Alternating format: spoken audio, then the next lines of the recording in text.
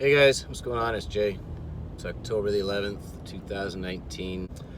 Just stuck in traffic again and brain starts thinking again. So I'm going to talk today about something a little bit deep for some, but not too deep. I'm going to talk about a little bit of spiritual world realities and how it relates to post-traumatic stress disorder. The easiest way to condense what I'm going to say is that our bodies are not built to live in the world that we live in. What you need to do to comprehend the reality of what I'm saying is that we are triune beings, meaning we are made up of a body, a soul, meaning our mind, will, and emotions, and a spirit. And the spirit is where we get the truth from. And where we align our center spirit with is what truth we listen to. The world that we live in gives us a lot of truths from various areas. The real truth is something that you don't experience until you submit to your inner self. So once you begin to realize that there is in fact a spiritual world out there where principalities of darkness and evil are at war with the good.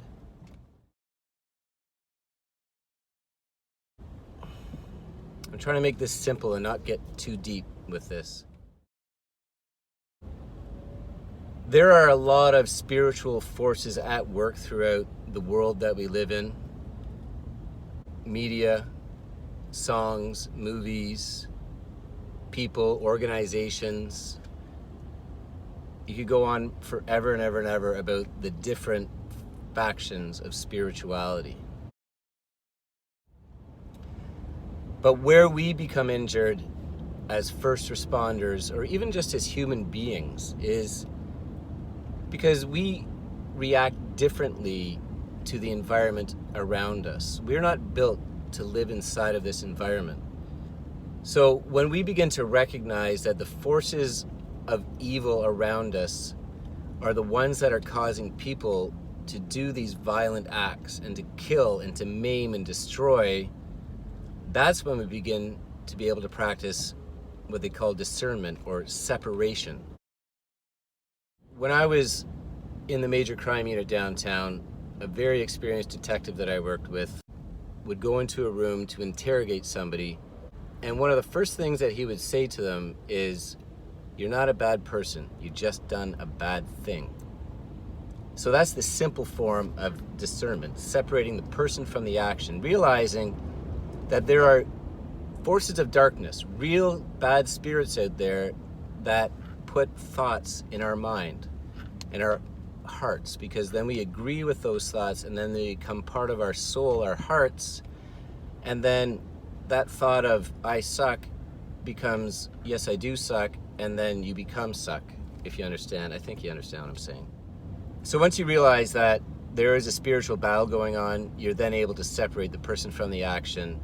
And if you go through every single one of your traumatic events in your entire life and apply that practice to each one of those events, you're then able to find healing within that.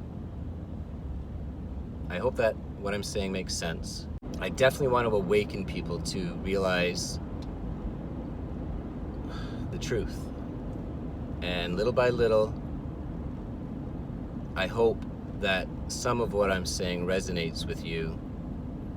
And if you have any questions about anything that I'm talking about, you want to go a little bit deeper, maybe there's something that I brought up that, you know what, ask me some questions.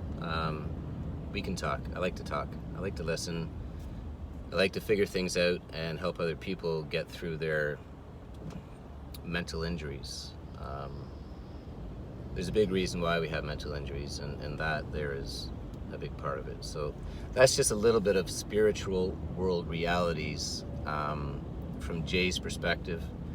And again, I got a lot of my knowledge from Dr. Henry Wright, from Victory on the Front Lines by L Ministries, and straight up from the Bible. That's where the truth is. I was agnostic. I can't deny the truth. So I love you all very much. I hope what I'm saying resonates with you. And together we will accomplish what many others before us have not, which is healing from our mental injuries. Not coping with them or managing them, but healing them. One love. Jay.